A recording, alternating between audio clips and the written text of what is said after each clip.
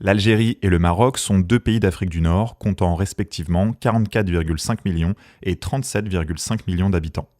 L'Algérie est le plus grand pays d'Afrique en superficie avec ses 2 381 741 km² et le Maroc quant à lui fait 446 550 km² ou 710 850 si on inclut le Sahara occidental dans sa partie sud. Sahara occidental qui joue un rôle important dans les tensions qui règnent entre ces deux pays. Et le but de cette vidéo, c'est de comprendre pourquoi, et comme toujours pour ça, il faut remonter un peu dans le passé. La conquête du territoire correspondant à l'Algérie actuelle par la France commence en 1830 et continuera de s'étendre vers le sud et les régions désertiques pendant plus d'un siècle encore. Dans les premières années, le Maroc soutient la résistance algérienne contre la France et des affrontements ont lieu entre les armées françaises et marocaines.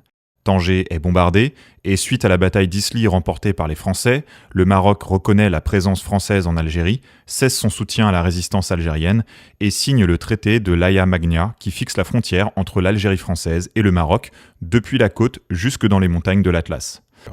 Puis, en 1884, ce sont les Espagnols, déjà installés aux Canaries, qui débarquent sur la péninsule de Dakhla.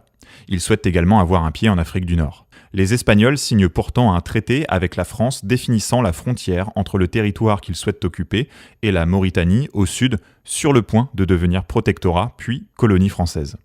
C'est comme ça que naît le Sahara espagnol.